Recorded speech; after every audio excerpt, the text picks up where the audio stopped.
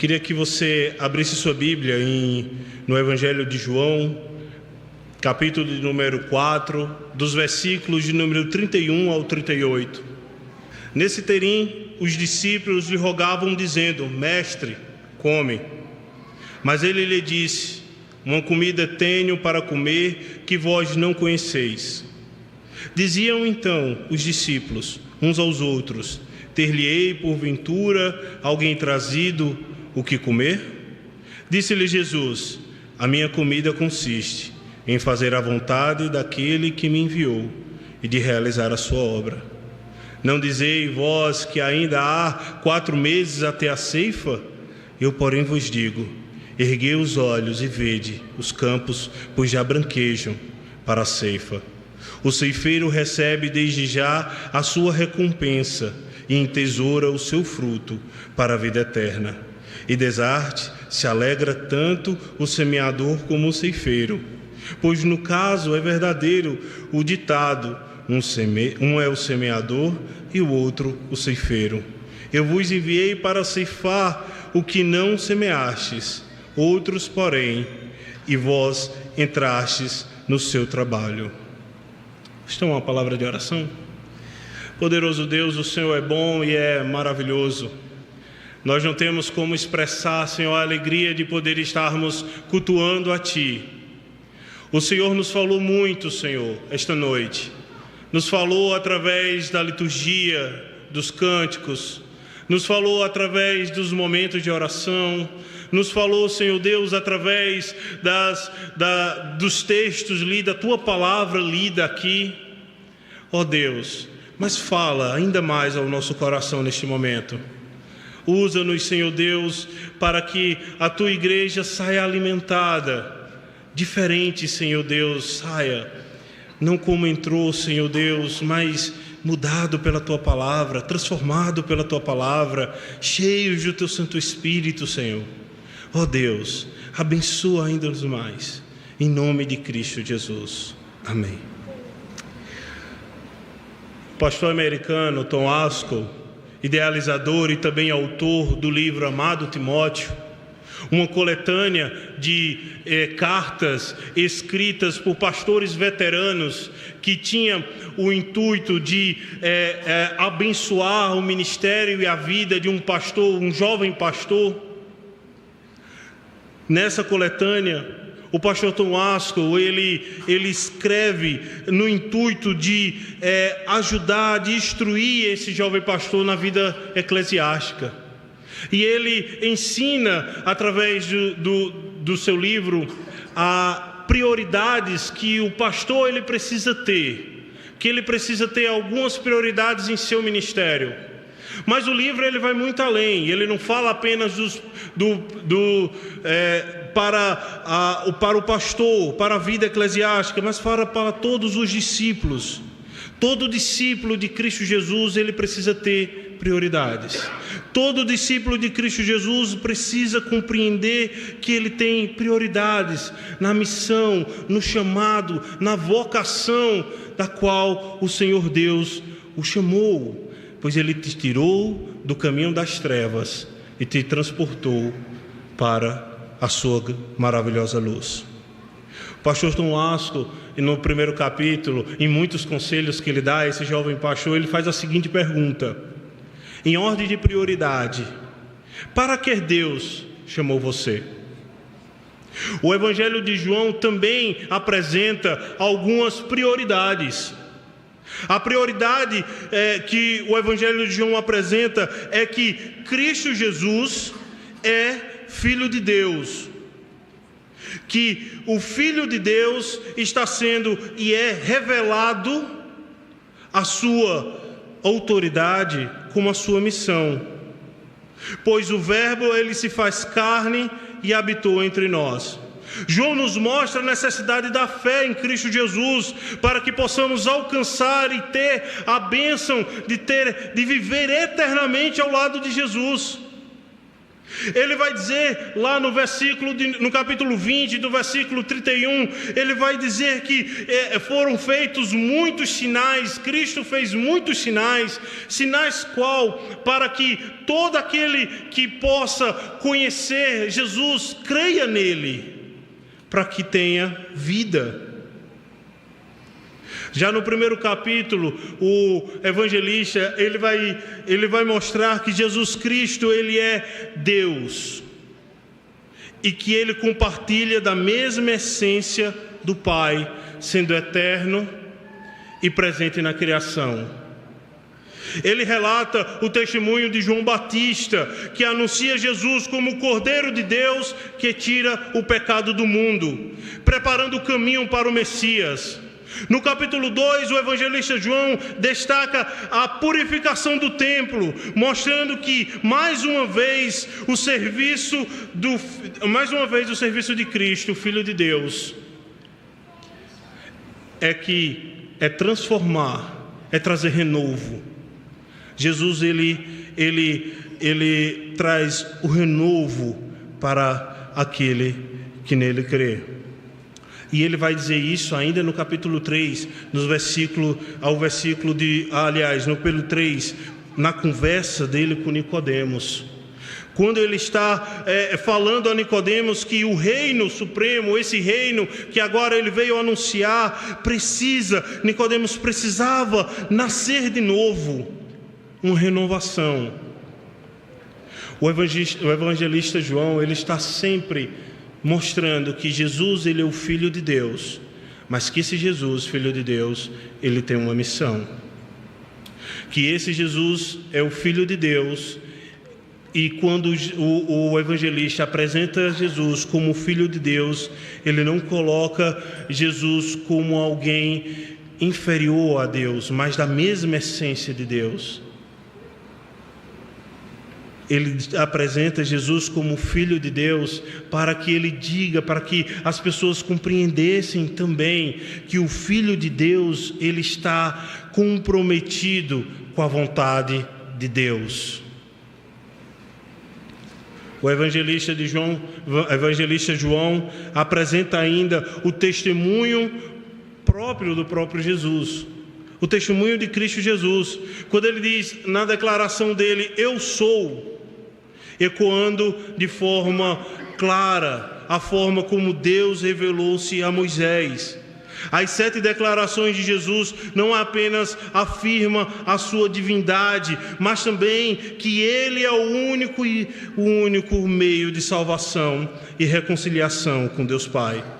Na cruz, o Filho de Deus experimenta sua humilhação final e na sua ressurreição vitoriosa, ele vence o inimigo final, a morte. No capítulo 4, onde está a perícope que a gente leu, diz que Jesus vinha de Jerusalém, da primeira Páscoa registrada aqui no Evangelho. Era necessário que ele passasse pela província de Samaria, e ao descansar no poço de Jacó, na cidade de Sicar, inicia uma conversa com a mulher samaritana. Enquanto os discípulos foram à cidade comprar alimento, Jesus revela a ela como Messias. De Carso, ele vai dizer que Jesus estava eternamente comprometido com a missão que foi dada a ele pelo Pai.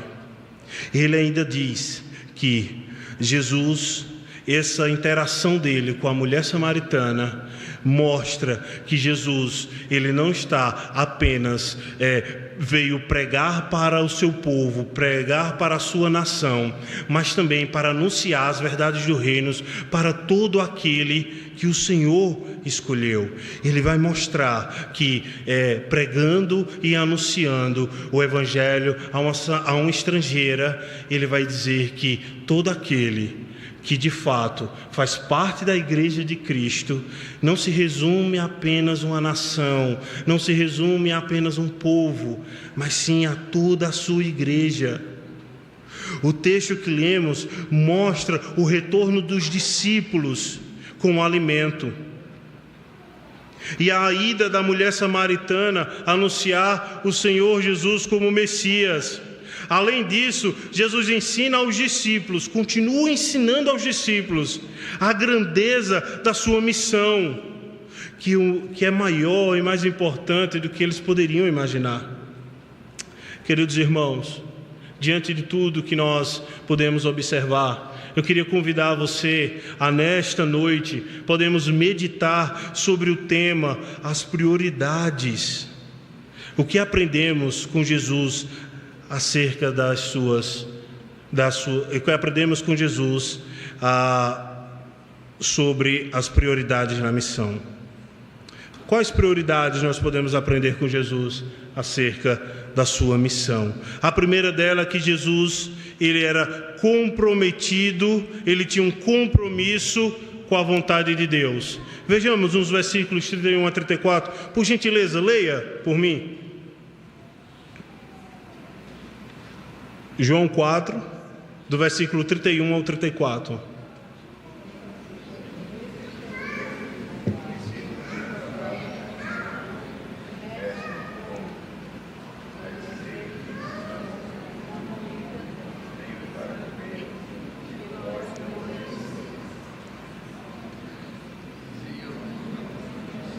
Até o 34, irmão. Muito obrigado. Diz assim, veja que interessante, queridos. Eu chamo sua atenção que vemos a forma e a predileção de Jesus por escolher o compromisso com a missão acima do conforto pessoal. O pastor Augusto Nicodemos diz que o Senhor Jesus, ele era comprometido em realizar a vontade de Deus. Ele tinha um objetivo, ele tinha um alvo, ele tinha acima de qualquer coisa a vontade de Deus. Os discípulos voltam com o alimento e pedem para que Jesus coma, mas ele responde que tinha um alimento que eles ainda não conheciam. Assim como a mulher samaritana não entende a metáfora lá no capítulo 4, mais adiante nos versículos que estavam acima, sobre a água viva, os discípulos também não compreenderam de imediato a referência ao alimento espiritual que consistia em fazer a vontade do Pai. A preocupação dos discípulos era com o bem-estar físico de Jesus, mas ele ensina que a missão está acima do conforto pessoal. O alimento de Cristo é a satisfação que é realizada quando ele na vontade do Pai. O Senhor não está se opondo aos bens materiais, meus irmãos. O Senhor Jesus não está dizendo que ele não precisava de alimento para o seu corpo, mas ele estava dizendo e ensinando aos discípulos uma prioridade importante, que não era o conforto pessoal que dá aos discípulos a motivação e a satisfação necessária para cumprir a missão, mas sim a vontade de Deus, a obediência ao Senhor traz essa satisfação aos discípulos.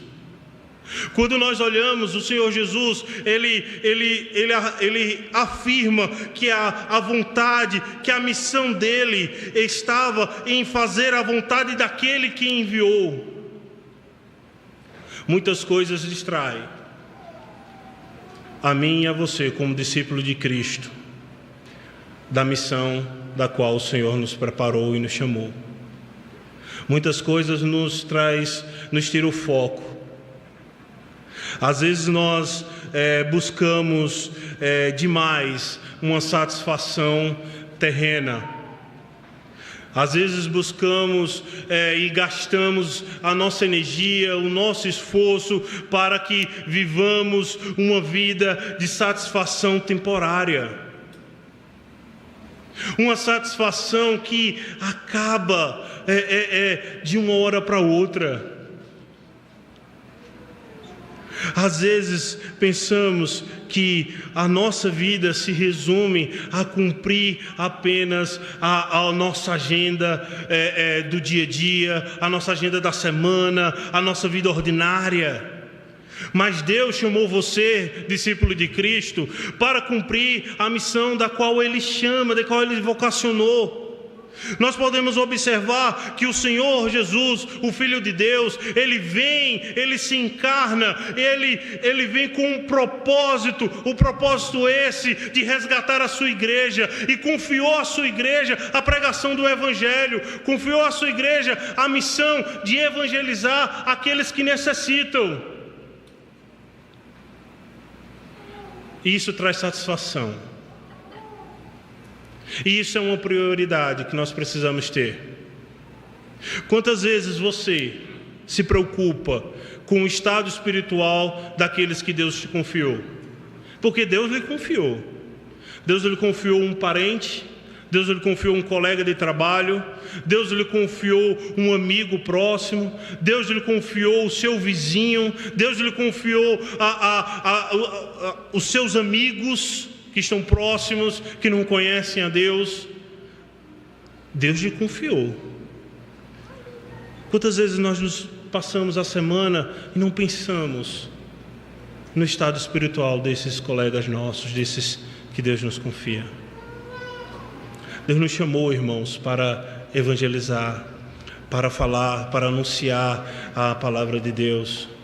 Esse chamado não se resumiu apenas à liderança da sua igreja. Esse chamado não está apenas sobre os ombros dos pastores, dos presbíteros, dos diáconos, dos líderes de ministério. É nosso. E não é um peso. É uma grata oportunidade que Deus nos dá. Uma outra prioridade que aprendemos com Jesus na missão dele é que Jesus enxergava que a sua missão ela era urgente, mas também colaborativa. Jesus usa a figura da colheita, aí dos versículos 35 a 38 em diante.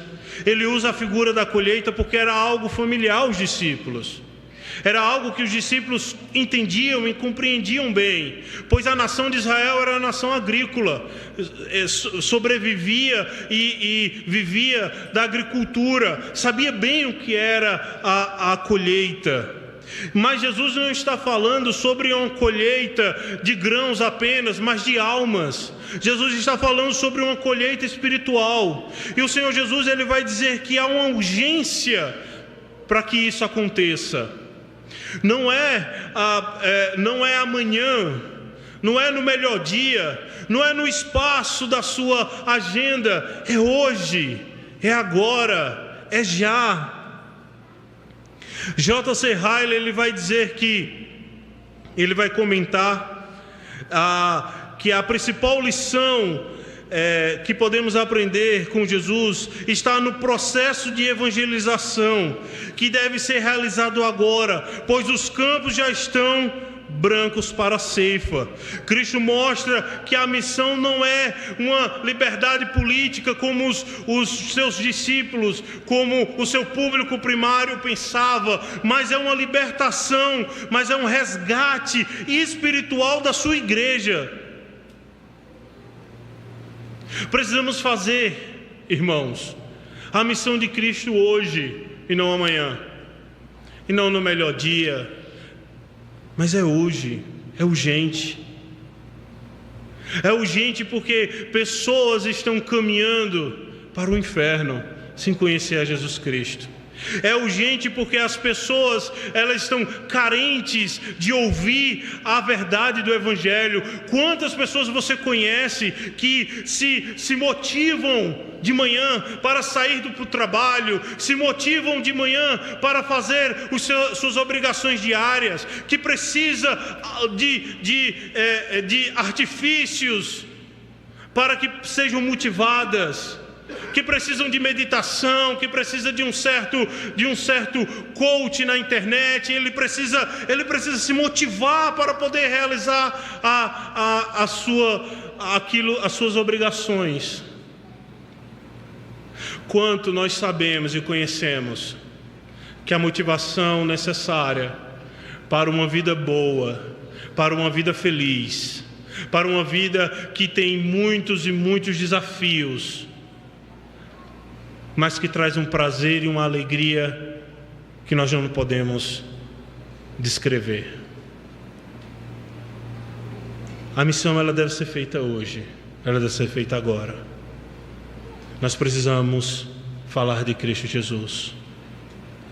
Um pastor, professor meu do SPN, conversando, nos ensinando certa vez, ele vai dizer que o primeiro trabalho dele era num banco.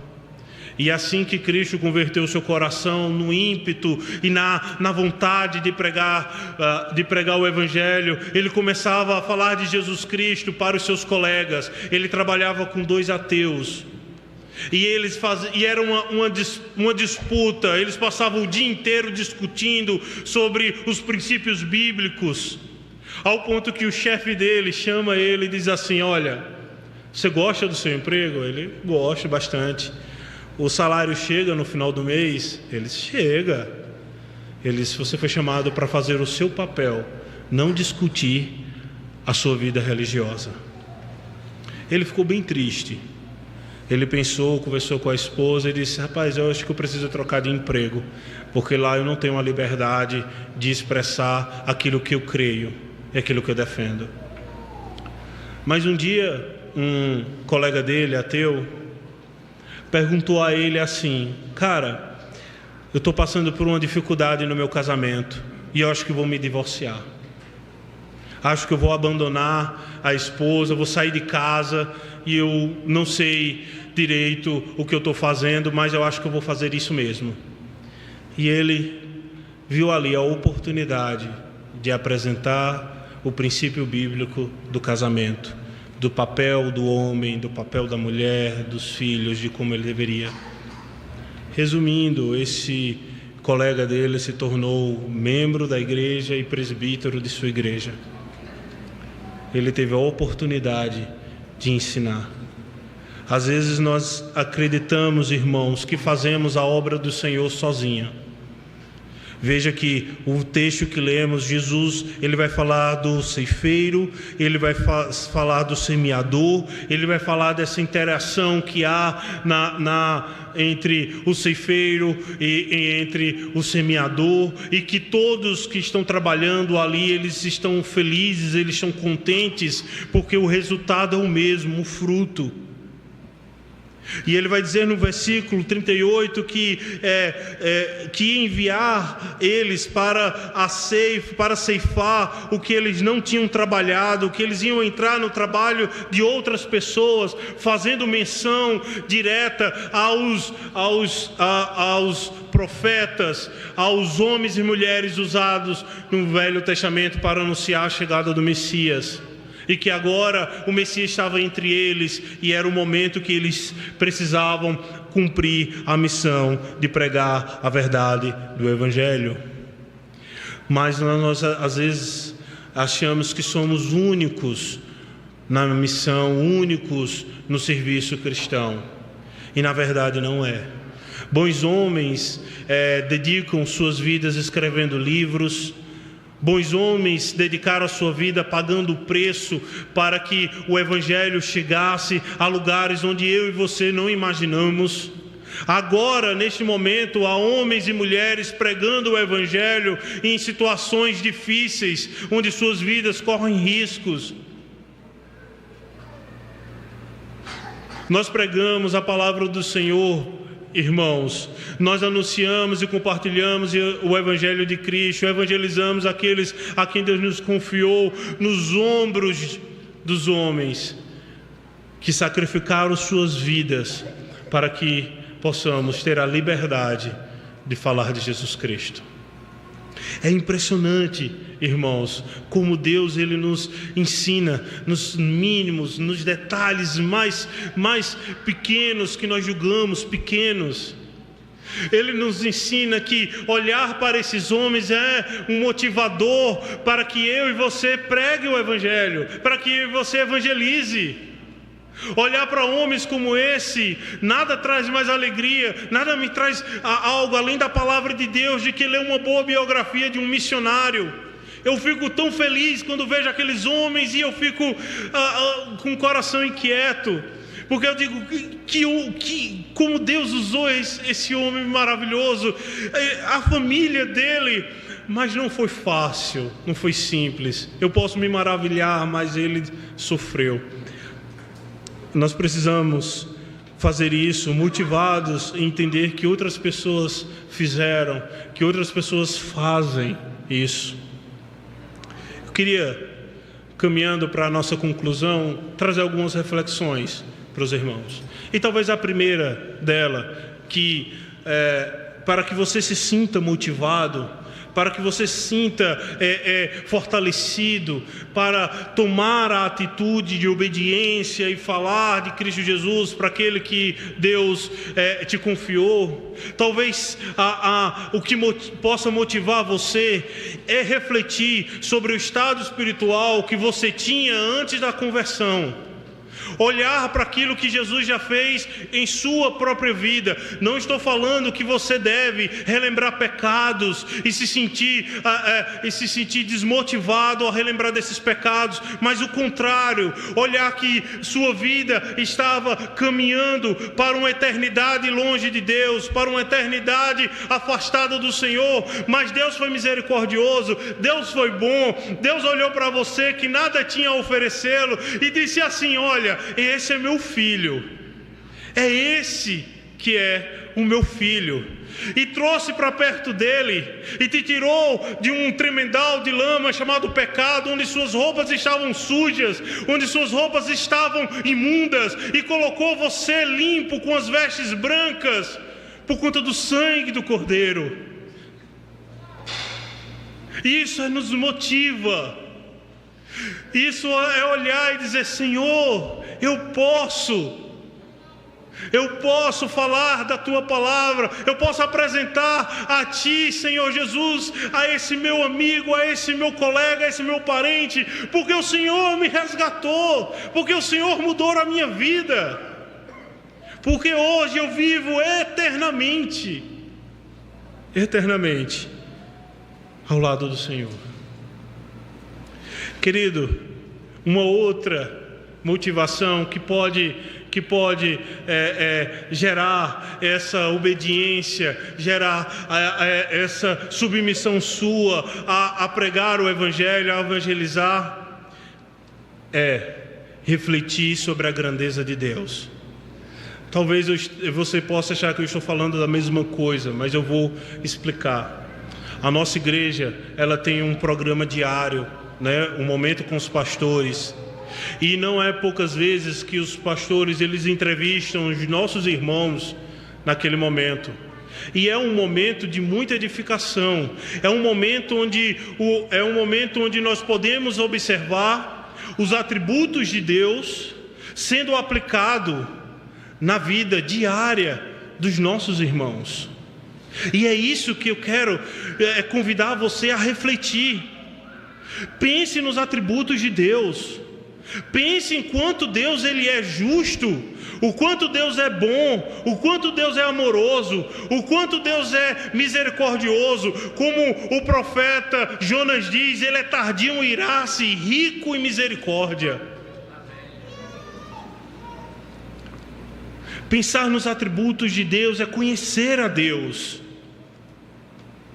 E nada é mais completo nessa revelação divina do que a palavra que está diante de nós. Você tem tudo o que você precisa, irmãos, diante de você. Conhecer a Deus, relembrar e refletir sobre a obra salvífica da sua vida, estudar a palavra de Deus a fim de conhecê-lo mais e mais, são motivadores, irmãos, para sermos nós obedientes ao Senhor e compartilhar o Evangelho da verdade. Que bom, irmãos, que o Senhor nos dá motivações. Que bom, irmãos, que o Senhor chama a nossa atenção para as prioridades em nossa vida. Que bom, irmãos, que podemos olhar para a nossa vida, olhar para tudo que o Senhor realizou e poder ser obediente a Ele. Queridos, a busca, irmãos, por uma satisfação espiritual, nós só encontramos em Jesus Cristo. Não há, irmãos, não há outro lugar.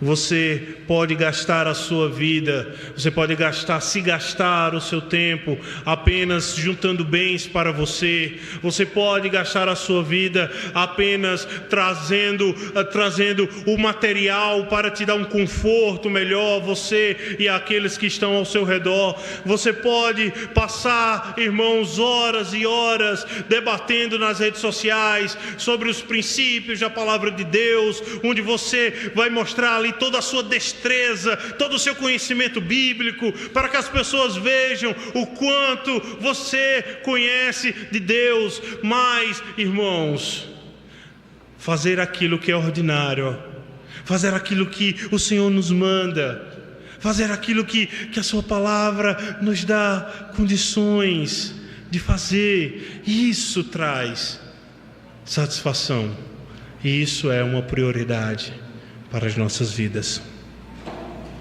Concluo, irmãos, trazendo a mensagem,